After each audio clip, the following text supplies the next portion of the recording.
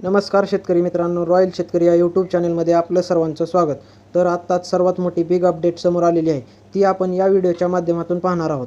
त्या अगोदर चालू घडीचे सर्व मार्केटचे कांद्याचे भाव फटाफट पाहून घेऊया, त्यानंतर आनंदाची पाहू.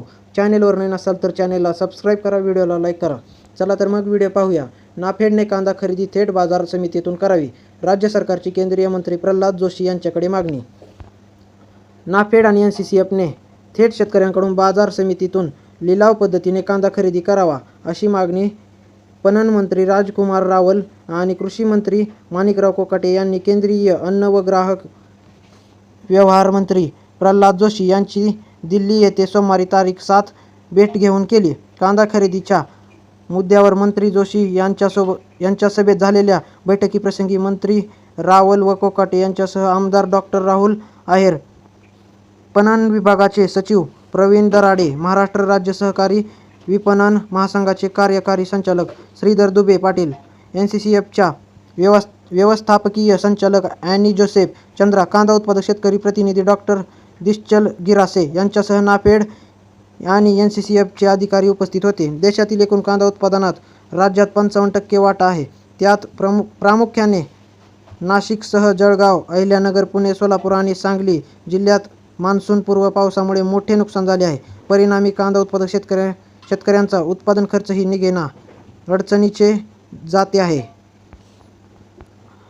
राज्यात कांद्याचे उत्पादन शेतकरी मोठ्या प्रमाणावर घेतात, मात्र अस्थिर धोरणामुळे कांदा उत्पादक शेतकरी सातत्याने अडचणीत आहेत. केंद्र सरकारने ग्राहक हिताला प्राधान्य देत केंद्राच्या ग्राहक व्यवहार विभागाच्या माध्यमातून राष्ट्रीय कृषी सहकारी विपणन महासंघ नाफेड आणि राष्ट्रीय सहकारी ग्राहक महासंघ NCCF या 2 नोडल एजन्सी नियुक्त करून प्रत्येक 1.5 लाख टन खरेदी जाहीर केली. मात्र यात पारदर्शकता नसल्याने चौफेर टीका होत आहे. गेल्या 10 ते 15 दिवसापासून खरेदी सुरू झाली आहेत.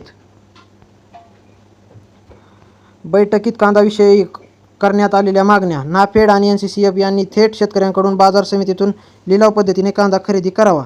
2. मध्यस्थांची भूमिका कमी करावी. 2025-26 मध्ये 6 लाख टन कांदा थेट शेतकऱ्यांकडून खरेदी करून DBT प्रणालीद्वारे पैसे थेट शेतकऱ्यांच्या खात्यात जमा करावेत.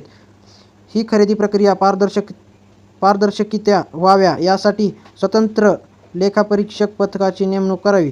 किरकोळ बाजारात कांद्याची दर 40 ते 45 रुपये किलोपर्यंत गेला तरच निर्यात शुल्क लावावे, जेणेकरून आंतरराष्ट्रीय बाजारात स्पर्धात्मक दर मिळू शकेल. काढणी पश्चात तंत्रज्ञान संस्थेला हवा नोडल एजन्सी दर्जा. महाराष्ट्र कृषी पणन मंडळ आणि नेदरलँडच्या सहकार्य पुणे जिल्ह्यातील तळेगाव दाभाडे येथे आशियातील पहिली राष्ट्रीय काढणी पश्चात तंत्रज्ञान संस्था स्थापन करण्यात आली आहे. या संस्थेला नोडल एजन्सीचा दर्जा देण्याच्या मागणीचे निवेदन केंद्रीय कृषी मंत्री शिवराजसिंह चौहान यांना कृषी मंत्री कोकाटे व पणन मंत्री रावल यांनी दिले. केंद्रीय अन्न व ग्राहक व्यवहार मंत्री प्रल्हाद जोशी यांच्यासह बैठकीत कृषी मंत्री माणिकराव कोकाटे, पणन मंत्री जयकुमार रावल आदी. तर मित्रांनो, आता पाहूया आपण चालू घडीचे सर्व मार्केटचे भाव. चंद्रपूर गंजवड 330 क्विंटलच्या आवाकासून जास्तीत जास्त 2,000 रुपयांचा दर मिळत आहे. कोल्हापूर 1870 क्विंटलच्या आवाकासून जास्तीत जास्त 2,000 रुपयांचा दर मिळत आहे. विटा 40 क्विंटलच्या आवाकासून जास्तीत जास्त 2,000 रुपयांचा दर मिळत आहे. सातारा 135 क्विंटलच्या आवाकासून जास्तीत जास्त 2,000 रुपयांनी जाताना दिसत आहे. सोलापूर लाल कांदा 8,371 क्विंटलच्या आवाकासून जास्तीत जास्त 2,000 रुपयांचा दर मिळत आहे. हिंगणा लाल कांदा 3 क्विंटलच्या आवाकासून जास्तीत जास्त 2,000 रुपयांचा दर मिळत आहे. मंगळवेढा लोकल कांदा 85 क्विंटलच्या आवाकासून जास्तीत जास्त 2,250चा दर मिळत आहे. लासलगाव उन्हाळी कांदा 9,282 क्विंटलच्या आवाकासून 2,092 रुपयांनी जाताना दिसत आहे. जुन्नर उत्तर उन्हाळी कांदा 5,389 क्विंटलच्या आवाकासून जास्तीत जास्त 2,000 रुपयांचा दर मिळत आहे. पिंपळगाव बसंत उन्हाळी कांदा 17,100 क्विंटलच्या आवाकासून जास्तीत जास्त 2,053चा भाव मिळत आहे.